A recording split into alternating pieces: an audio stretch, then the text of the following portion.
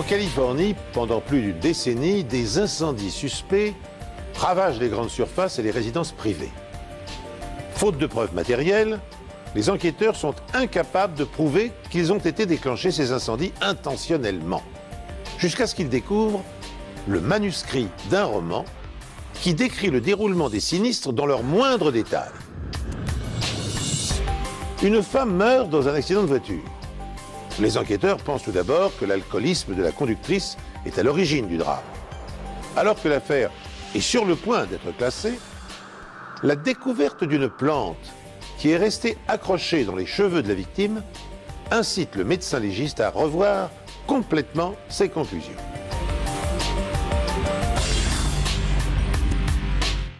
Bonjour. Depuis quelques années, police et justice bénéficient directement des progrès fulgurants accomplis dans de nombreuses disciplines techniques et scientifiques. Biologie, entomologie, études des métaux, chimie moléculaire, informatique et images en 3D contribuent aujourd'hui à combattre le crime avec une efficacité qui laisserait rêveur Sherlock Holmes ou Hercule Poirot. Les deux histoires inédites qui figurent au menu de cette émission en donnent chacune à sa manière une bonne illustration. Sauce Pasadena, en Californie, est une ville de seulement 5 km² située au nord d'Hollywood. Le soir du 10 octobre 1984, la plupart des habitants s'apprêtent à suivre le match qui oppose les San Diego Padres aux Detroit Tigers dans le championnat de baseball. Jim Obdam, âgé de 19 ans à l'époque, est caissier dans un magasin de décoration. Je m'étonnais que ce soit si calme, et après j'ai réalisé. Mais oui, c'est le soir du match. Et je me suis réjoui à l'idée de passer une soirée tranquille. Vers 19 h, Jim entend un message d'alerte diffusé dans les haut-parleurs. Il va voir ce qui se passe. Je me suis dirigé vers l'entrée du magasin et j'ai remarqué une colonne de fumée. Une fumée blanche un peu grisâtre. Il va au rayon outillage et commence à diriger les clients vers l'entrée du magasin. J'ai voulu jeter un coup d'œil dans une allée latérale et, arrivé au niveau de l'allée, je me suis soudain retrouvé devant un mur de flammes. J'étais piégé. J'ignorais par où m'échapper. Tout à coup, les lumières s'éteignent. Jim ne distingue plus personne. Tous les clients paniquent et cherchent désespérément une sortie de secours. La première équipe qui arrive sur les lieux aperçoit une colonne de fumée s'échapper du toit du bâtiment. Le capitaine des pompiers ne mesure pas immédiatement la gravité de l'incendie. Il ne réalise pas l'ampleur de la conflagration. En l'espace de quelques instants, le bâtiment n'est plus qu'un immense brasier. Jim Obdam en réchappe de justesse. J'avais les oreilles brûlées ainsi que le bras gauche. Dès que je suis sorti du magasin, je me souviens avoir touché mon bras et la peau tombée en lambeaux. 4 autres personnes n'ont pas eu autant de chance. Il a été pris au piège à l'intérieur, il est mort. C'est tout ce qu'on sait. Votre fils, votre petit-fils? Mon petit-fils, il aurait eu 3 ans au mois de janvier. Matthew Troidel est la plus jeune des victimes. Sa grand-mère, Eda Dill, ainsi que 2 employés du magasin, Jimmy Cetina et Caroline Krauss, périssent dans l'incendie. Une fois l'incendie éteint, les enquêteurs fouillent les gravats à la recherche d'indices. Quand on enquête sur un incendie, il faut d'abord localiser le point d'origine du feu. On ne peut pas trouver les causes d'un sinistre à moins d'avoir déterminé où le feu s'est déclenché. Mais les enquêteurs n'arrivent pas à en déterminer l'origine. Lorsqu'on se rend sur le lieu d'un incendie criminel, on trouve essentiellement un tas de gravats, sous 90 cm d'eau en plus. Et il est extrêmement difficile de trouver le point d'origine. L'explication officielle est que le feu est d'origine accidentelle. Mais John Orr, pompier enquêteur de la brigade voisine de Glendale, n'est pas du tout de cet avis. Il se trouvait sur les lieux et a pris ses photos. Dès le lendemain du drame, John Orr rend visite à Karen Berry, la belle-sœur d'une des victimes, et émet l'opinion que c'est un incendie criminel. John Orr émet l'hypothèse que le feu s'est déclaré dans le rayon où sont exposées des poches de rembourrage pour coussins fabriquée en mousse de polyester, un dérivé du pétrole hautement inflammable. Tandis qu'une controverse s'engage entre experts, 2 mois plus tard, un nouvel incendie ravage un autre magasin de la même enseigne. Alors cette fois, le doute n'est plus possible. Les incendies sont vraisemblablement d'origine criminelle et il faut empêcher par tous les moyens le dangereux pyromane de récidiver. Le feu a pris dans des poches de mousse de rembourrage au rayon ameublement. À 140 km de là, d'autres incendies suspects éclatent à Bakersfield, toujours en Californie. Un des incendies touche un magasin de fournitures de décoration. L'enquêteur judiciaire Marvin Casey arrive sur place peu de temps après que le feu a été éteint. Ce magasin vend différents articles de loisirs créatifs, notamment du caoutchouc mousse et des fleurs séchées pour faire des bouquets décoratifs. Et sur les lieux, les enquêteurs découvrent leur premier indice matériel au fond d'une boîte de fleurs séchées.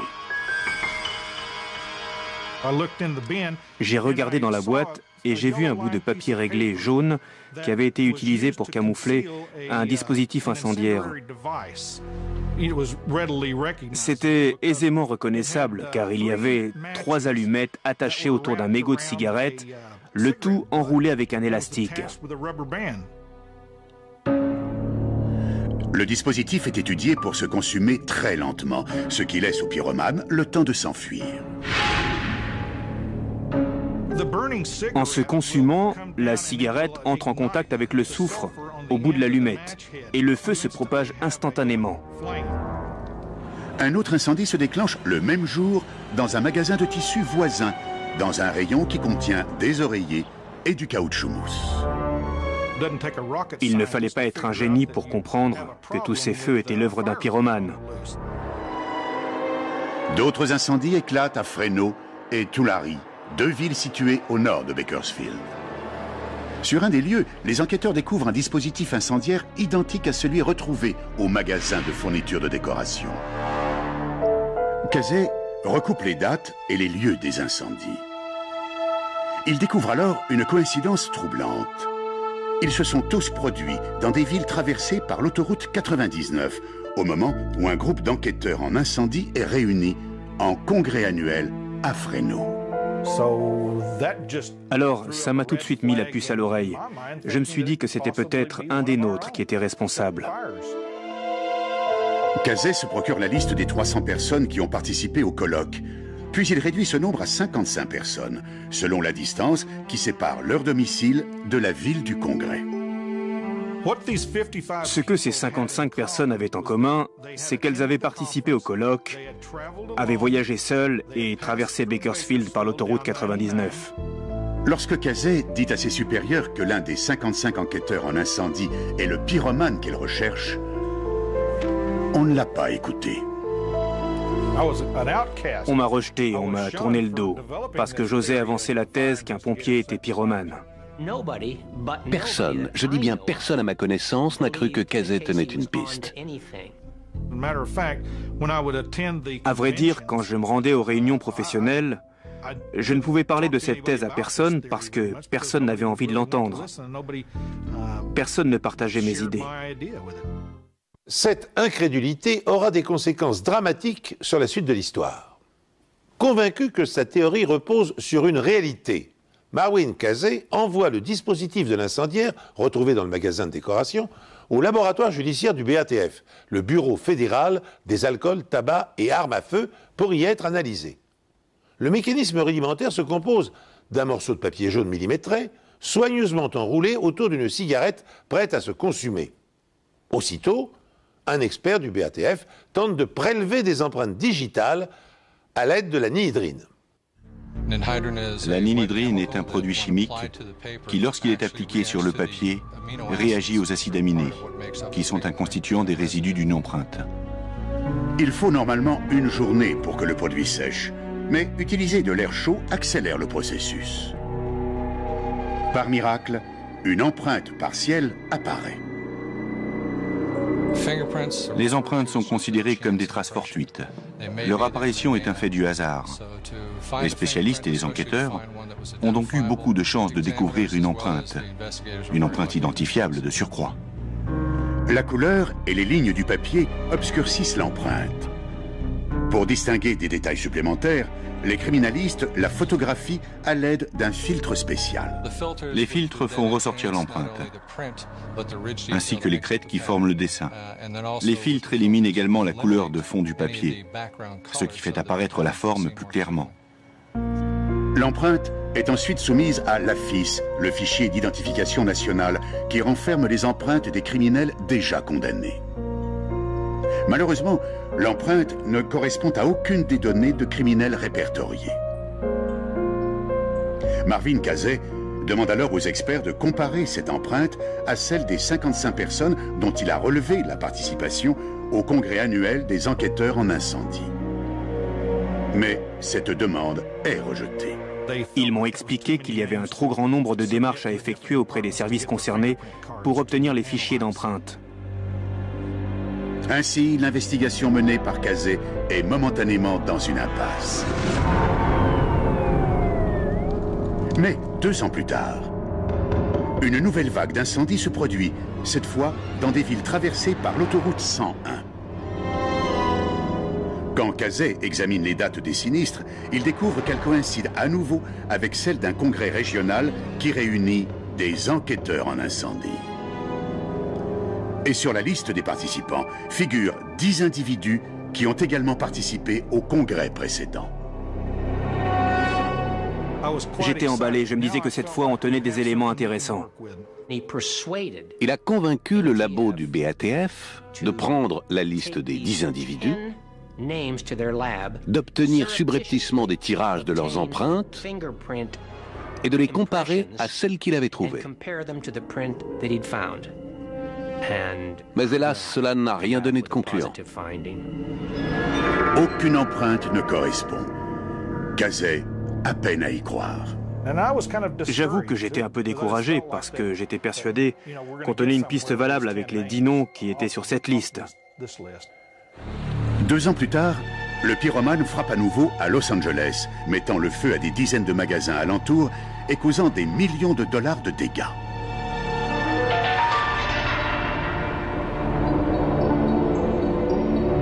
Le spécialiste du BATF, Mike Matassa, dirige l'investigation. Le mode opératoire était de mettre le feu chez les détaillants à la mi-journée, essentiellement pendant les heures d'ouverture. Mike Matassa n'ignore rien, bien sûr, de la thèse controversée de Marvin Casey, thèse selon laquelle le pyromane serait un pompier ayant pris part aux 2 derniers congrès professionnels. L'agent du BATF a également connaissance de l'empreinte digitale retrouvée sur le premier dispositif incendiaire. Dans l'espoir de découvrir une éventuelle correspondance entre les empreintes, il demande au shérif du comté de Los Angeles d'utiliser le fichier informatisé des personnes ayant postulé à un emploi administratif. La recherche est positive. L'empreinte digitale de l'incendiaire est identique à celle d'un expert en incendie. J'étais époustouflé. Je n'en revenais pas.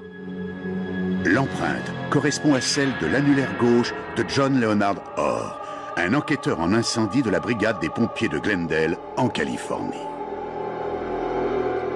John Orr voulait depuis longtemps intégrer la police de Los Angeles. Il a postulé en 1981. Il a réussi toutes les épreuves sauf une, l'épreuve psychologique. Il se tourne alors vers la brigade de pompiers de Los Angeles, mais il échoue cette fois à l'épreuve physique. Il manquait de conditions physiques. Et cet épisode a été une déception terrible dans sa vie. Finalement, il fait plusieurs petits boulots avant d'être embauché un jour par la brigade de pompiers de Glendale.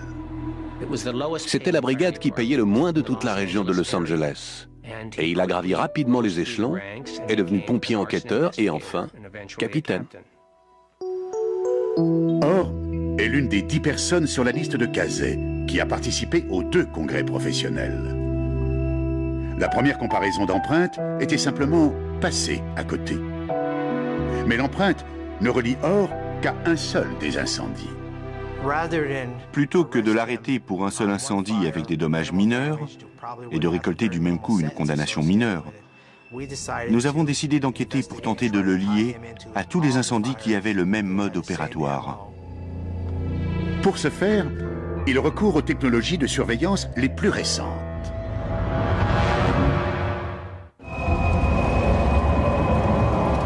Après 7 ans de recherche du pyromane en série, les enquêteurs californiens ont enfin un suspect. Mais la seule preuve contre John Orr, une empreinte partielle, ne le relie qu'à un seul des incendies. Les enquêteurs décident donc de suivre les agissements de John en installant dans sa voiture un système appelé Télétrack. Le dispositif de pistage lui-même à la taille d'une cassette vidéo, on peut l'installer n'importe où dans la voiture. Le système Télétrack utilise un réseau d'antennes de communication qui relaie les signaux aux dispositifs sans fil cachés dans la voiture. À certains égards, il surpasse le système de communication par satellite. L'inconvénient du GPS, c'est que si vous êtes dans un garage ou qu'une surface quelconque bloque la transmission du signal, il est très difficile d'obtenir une position correcte. Alors qu'avec le Télétrack, il n'y a aucune coupure. Le 22 novembre 1991, à 15h30, le Télétrack localise Orr près des studios de la Warner, à Burbank, où un incendie vient de se déclarer sur le plateau d'une émission de télévision. Curieusement, Orr rentre immédiatement chez lui, où il reçoit l'ordre de départ du centre des appels. Le téléphoniste donne, par mégarde, une mauvaise adresse pour l'incendie. On le voit sur les écrans de surveillance quitter son domicile, rouler jusqu'à la mauvaise adresse indiquée par le téléphoniste, puis arriver malgré tout à la bonne destination. Avec cette information, nous ne pouvions pas le lier directement à la cause de l'incendie, mais nous avons compris qu'on ne pouvait plus le laisser en liberté dans les rues. Avec un mandat, les enquêteurs perquisitionnent son domicile. Nous avons trouvé dans une mallette des cigarettes, des allumettes, des élastiques, le genre de matériel utilisé dans le dispositif incendiaire, et nous avons trouvé du papier réglé jaune dans sa voiture. John nie qu'il y ait quoi que ce soit de malveillant dans ce matériel. Il nie aussi que c'est son empreinte digitale sur le dispositif incendiaire retrouvé dans un des magasins. Je n'ai jamais allumé volontairement de feu, excepté lors de mes exercices d'entraînement. En dépit de ces dénégations, les enquêteurs établissent la preuve que John Orr préparait soigneusement certains incendies bien avant de passer à l'acte. Sur une bande vidéo enregistrée par ses soins et retrouvée à son domicile, les policiers découvrent par exemple qu'il a filmé une splendide demeure californienne. Sur d'autres images prises 18 mois plus tard, la même maison est en flammes. Il avait des images d'avant le feu, après le feu, et des images de l'incendie en train de se propager et qui précédaient l'intervention des secours. Des gens ont dit qu'il photographiait les incendies afin de pouvoir revivre l'événement. Pour la même raison que les tueurs en série photographient leurs victimes pour les regarder a posteriori et revivre l'événement. On confisque également chez lui le manuscrit d'un livre qu'il a écrit. Il y raconte la vie d'un pompier fictif devenu pyromane, Aaron Stiles. Les similarités entre le livre et les véritables crimes sont par trop fortuites. Le personnage de Stiles utilise des dispositifs inflammables à retardement pour mettre le feu à des magasins, tandis qu'il va assister à des conférences sur la sécurité incendie. Il raconte comment il allumait simultanément plusieurs feux pour dérouter les équipes de pompiers d'un lieu à un autre afin de pouvoir contempler tranquillement un des incendies se développer. Et le livre décrit un incendie dans un magasin de bricolage similaire à celui de South Pasadena, où 4 personnes ont trouvé la mort. Dans le roman, une des victimes est un jeune garçon appelé Matthew. Exactement comme le petit de 2 ans qui a péri dans la réalité. Les décès étaient effacés de son esprit. Ce n'était pas sa faute, juste une réaction stupide de gens stupides. Joseph Wamba a écrit un livre relatant cette affaire intitulé Fire Lover. Je trouve que John Orr réussit mieux que personne à décrire le psychisme du pyromane en série méthodique. Le sentiment de puissance, l'excitation, l'émotion que recherchent ces individus. Dans son roman Points of Origin, il fait dire à son personnage de pyromane « Le feu devient une maîtresse, une amoureuse ». De cette citation de John Orr, j'ai épuisé mon titre, Fire Lover, en pensant à cette curieuse association, ma maîtresse, mon amour, le feu. John Orr est inculpé de plusieurs cas d'incendie volontaire et du meurtre des 4 personnes du magasin de fourniture de décoration. Après délibération, le jury déclare le prévenu John Leonard Orr coupable de meurtre avec préméditation. Il est condamné à perpétuité. Durant les 10 années qui ont précédé l'arrestation de John Orr, on a compté une moyenne de 67 incendies par an dans les collines qui entourent Glendale, Burbank, Pasadena, de graves incendies. Et après son arrestation, le nombre moyen d'incendies dans cette même région est tombé de 67 à 1. À mon avis, il a allumé plus de 2000 incendies sur une période d'environ 30 ans. John Orr est considéré comme un des pyromanes les plus prolifiques du XXe siècle. Sa carrière a été interrompue grâce à un morceau de papier calciné et au travail acharné des enquêteurs. Immortalisé par Hervé Bazin dans son roman L'huile sur le feu, publié en 1965, le pompier pyromane est malheureusement un cas de figure assez répandu. Le sentiment de puissance et l'émotion malsaine que ces incendiaires éprouvent en combattant l'incendie qu'ils ont eux-mêmes déclenché leur procure, semble-t-il, une excitation proche de l'ivresse sexuelle. Sachez encore que selon Denis Puech, psychiatre à l'hôpital Saint-Antoine à Paris, les pyromanes peuvent être divisés en 3 catégories. Les malades délirants, les pervers et les psychopathes. Dans l'histoire que nous allons suivre maintenant, les graines d'une plante banale découverte par le médecin légiste dans les cheveux de la victime va transformer en homicide ce qui n'était à l'origine qu'un tragique et stupide accident de voiture.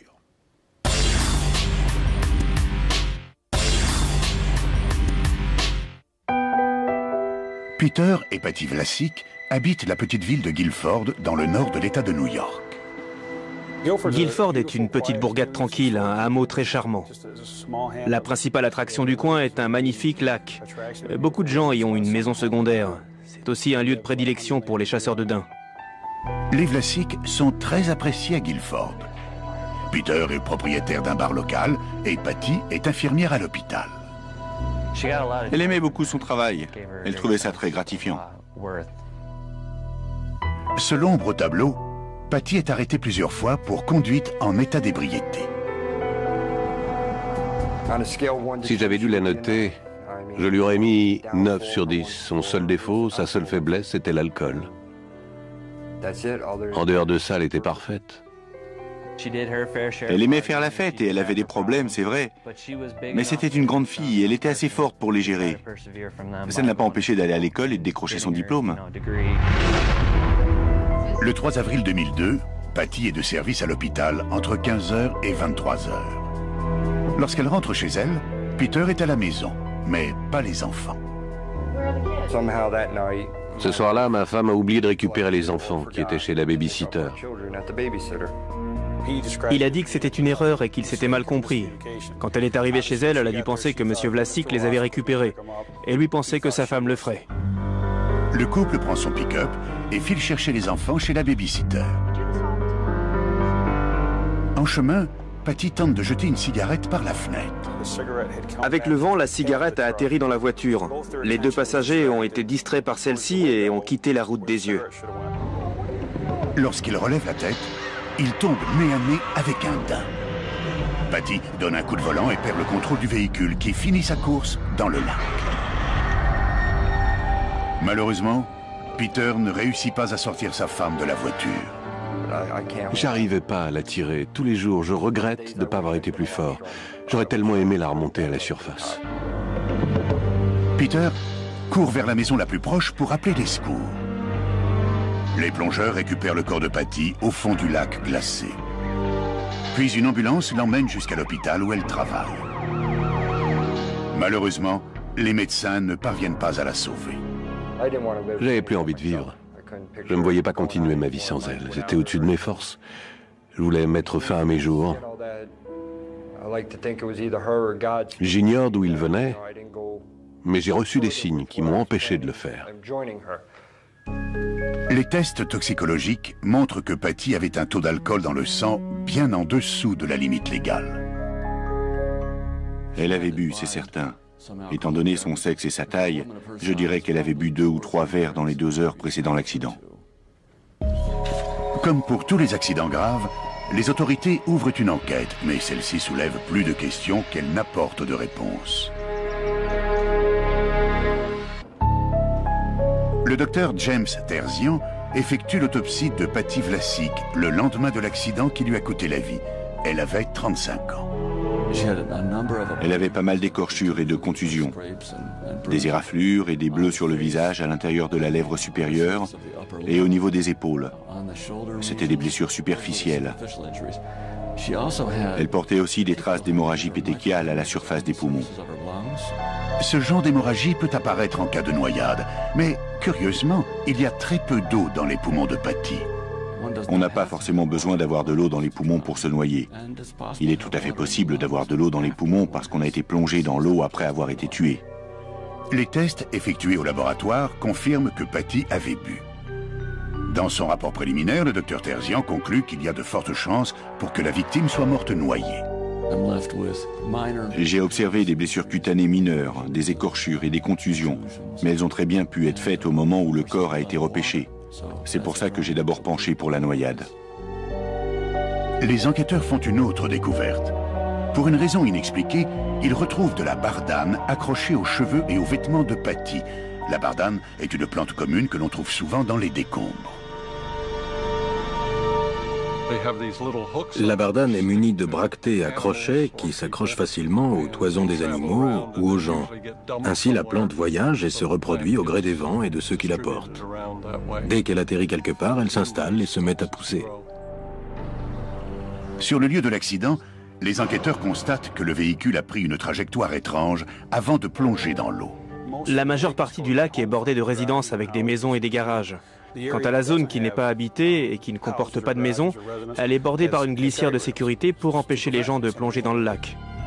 Le véhicule a quitté la route et a plongé dans l'eau à un des rares endroits du lac qui n'est pas protégé. De plus, la police ne retrouve aucune trace de daim dans le coin. On ne peut pas dire que cet endroit regorge de daim. De plus, si leur véhicule avait fait une embardée pour éviter un animal, on aurait dû retrouver des traces caractéristiques sur la route, comme des traces de pneus ou des marques de dérapage.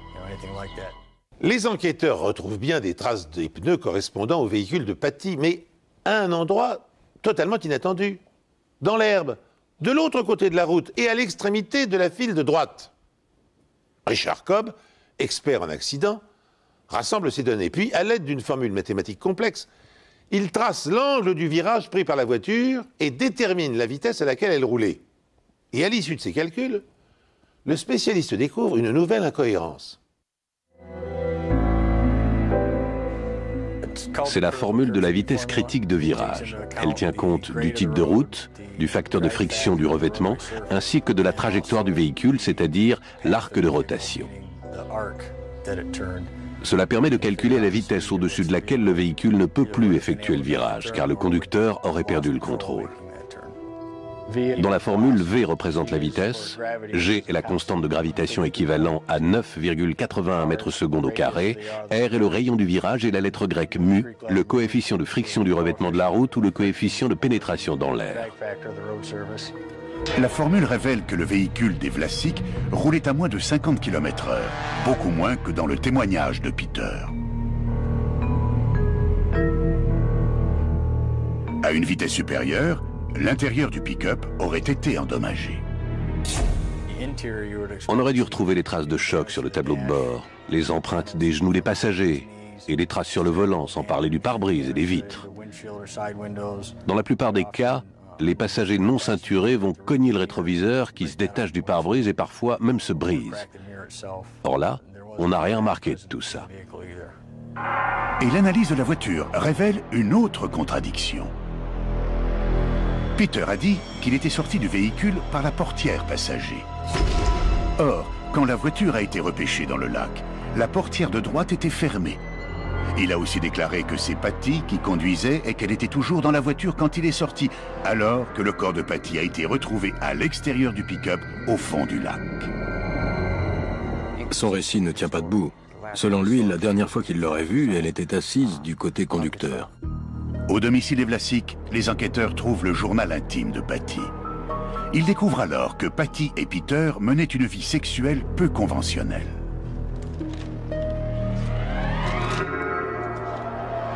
J'aimerais t'emmener au-delà de tes limites sexuelles. Et comme je ne peux pas y parvenir toute seule, j'ai pensé qu'on pourrait le faire à plusieurs. Si l'on en croit le journal, Patty aurait invité Joyce Warden, son amie et babysitter des enfants, à partager leur lit. Avec ma femme et Joyce, on formait une sorte de couple à trois. Mais le monde entier n'avait pas besoin d'être au courant des tendances sexuelles de ma femme, ni de savoir qu'elle était à l'origine de cette situation. C'était notre vie privée. Cependant, le journal de Patty indique aussi que le couple avait des problèmes. J'ai partagé un fantasme avec toi sans imaginer une seule seconde que je finirais sur la touche. Je ne pensais pas que tu préférerais sa personnalité à la mienne. Je ne pensais pas que tu irais voir ailleurs. Patty avait l'impression que Peter et Joyce se voyaient en cachette. Peter nie tout en bloc. Ma femme n'avait aucune raison d'être jalouse, ni de s'inquiéter. Maintenant que Patty est morte, seule l'autopsie pourra nous dire ce qui s'est vraiment passé.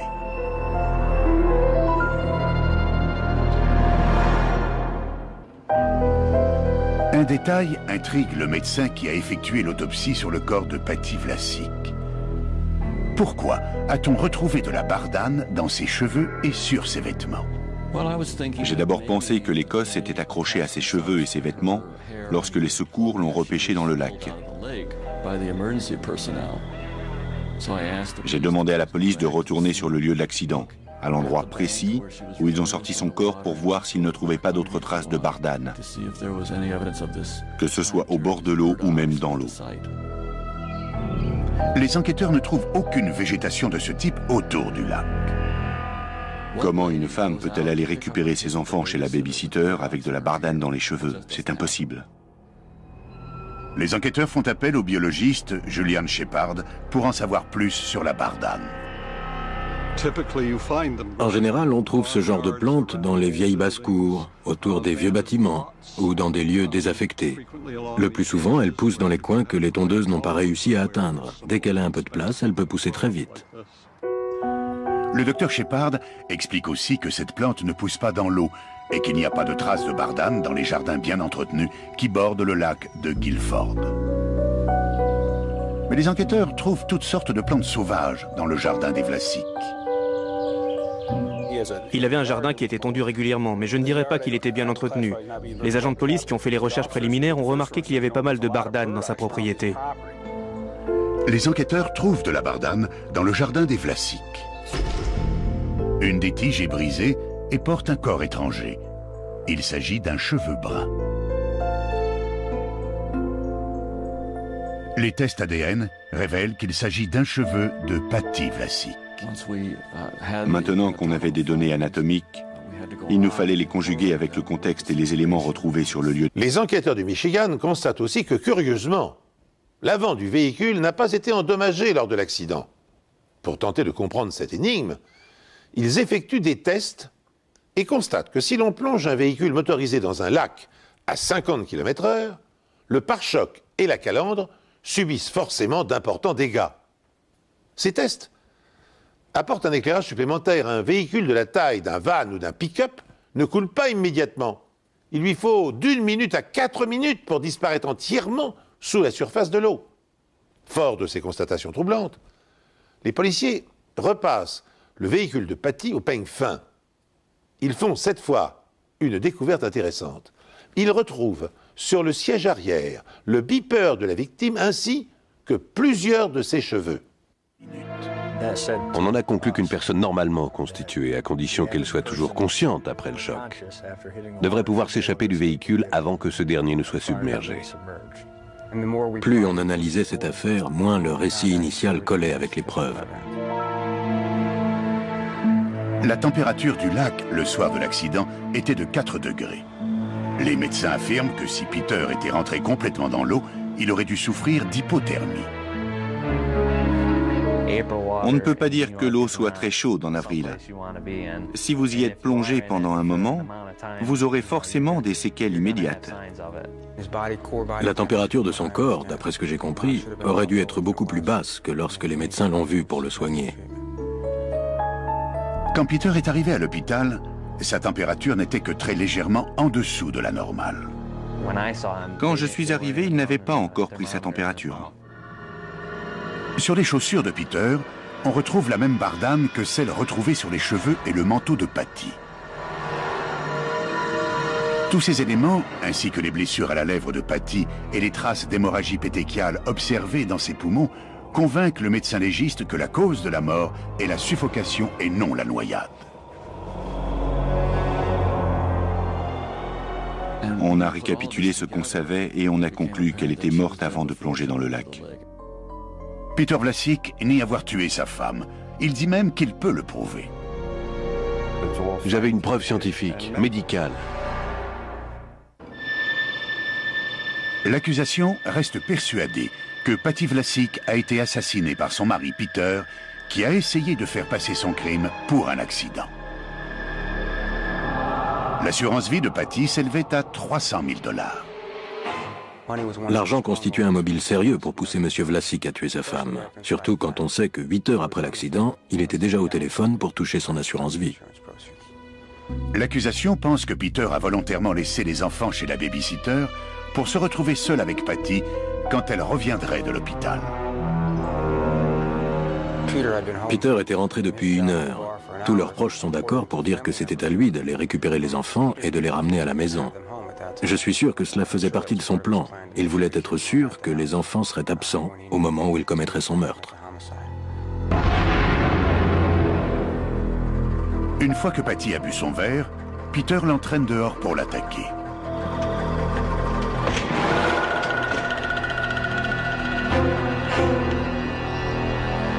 Tandis que Peter est en train de l'étrangler dans leur jardin, des cosses de bardane s'accrochent aux cheveux de Patty.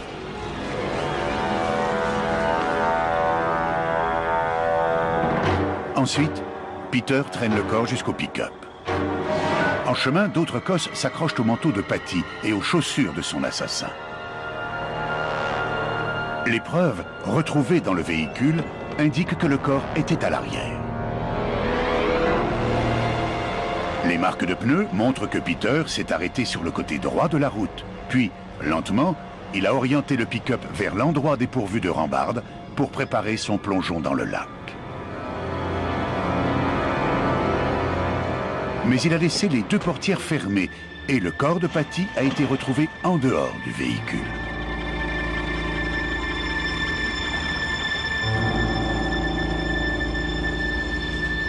L'accusation pense que Peter est rentré dans l'eau juste le temps de se mouiller avant d'aller chercher de l'aide. Finalement, j'ai trouvé cette histoire foncièrement stupide. Il a fait un tas d'erreurs idiotes. Peter Vlasic est arrêté et condamné pour meurtre. Lors du procès, Vlasic assure sa propre défense et change sa version des faits. Je suis ici parce que j'ai menti. Si j'avais pas menti à l'époque, je ne serais pas devant vous aujourd'hui. Peter reconnaît avoir menti aux enquêteurs lors de sa première déposition. Dans une nouvelle version, il explique que Patty avait trop bu pour être en état de conduire. Par prudence, il lui avait alors ordonné de stopper le véhicule sur le bas-côté de la route afin qu'il puisse prendre le volant en toute sécurité. Je lui ai dit de faire demi-tour et de ramener le véhicule à la maison. Elle a donc fait demi-tour, mais on a continué à se disputer. Puis, dans un accès de rage, elle a perdu le contrôle et le camion a fini dans le lac. Son agressivité l'a perdu. L'ennui, c'est que rien ne prouve que le véhicule a fait demi-tour. Et pourquoi faire demi-tour alors que la maison de la babysitter n'était plus qu'à quelques mètres? Il était coincé par les preuves qu'on avait collectées. Il devait faire en sorte que son histoire colle avec les éléments qu'on avait. Est-ce que ça a un sens? Absolument pas. Est-ce que ça défie la logique? Absolument. De plus, rien n'indique que le véhicule roulait à vive allure. Si elle avait accéléré sur l'herbe, ça aurait dû laisser des traces. Le gazon aurait dû être retourné par endroits, brûlé. De même, si les roues arrière avaient dérapé sur le bitume ou sur la zone de gravier qui séparait la route et l'herbe, on aurait dû retrouver des traces de pneus ou du gravier éparpillé un peu partout. Mais on n'a rien trouvé qui corrobore cette version. C'est grâce à la reconstitution et au travail des médecins légistes qu'on a résolu cette affaire. Sa première version comportait pas mal de points d'ombre qu'on a éclaircis. On a démonté son argumentation et sa deuxième version ne valait pas mieux. Vlasic déclare que la bardane retrouvée dans les cheveux de Patty ne venait pas de leur jardin, mais du lac. Il aurait engagé un plongeur pour lui en apporter la preuve. Si j'en crois ce que m'a dit le plongeur, et ce qu'il a dit avoir trouvé dans son rapport, je peux dire que la bardane provenait du fond du lac. C'est là qu'elle s'est accrochée à elle. Pour les experts de l'accusation, c'est impossible.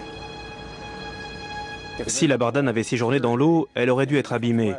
Lorsque les cosses sont mouillées, elle s'agrippe beaucoup moins bien aux vêtements. C'est prouvé. Mouillée, la bardane n'adhère pas et se détériore. Affirmer que la bardane provenait du fond du lac était une idée complètement ridicule. Les enquêteurs pensent que Peter voulait recommencer une nouvelle vie avec sa maîtresse, ses enfants et les 300 000 $ de l'assurance vie de sa femme. Il ne faut pas plus de 3 heures au jury pour délibérer.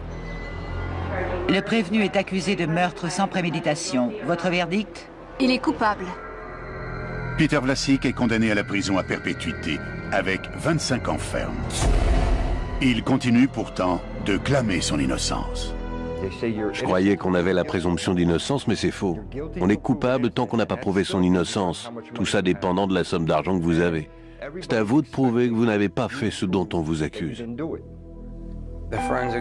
Les preuves relevées par la police scientifique ont acculé le prévenu. À chaque fois que M. Vlasic ouvrait la bouche, sa nouvelle version ne correspondait pas à ce qu'on savait sur le lieu de l'accident, l'état du pick-up ou celui du corps de Patty Vlasic. Du début à la fin de cette enquête, la bardane a joué un rôle indéniable. Elle nous a poussés à chercher, à savoir si la victime était morte avant de plonger dans l'eau ou pas. Elle a eu un rôle critique alors qu'a priori c'est une preuve de rien du tout. Mais en s'accrochant à la victime, elle nous a permis de résoudre cette affaire. Arguant du fait que le médecin légiste avait dans un premier temps conclu un accident ayant entraîné la mort de son épouse par noyade, Peter Vlasic fait appel du jugement en 2006 et obtient l'ouverture d'un nouveau procès.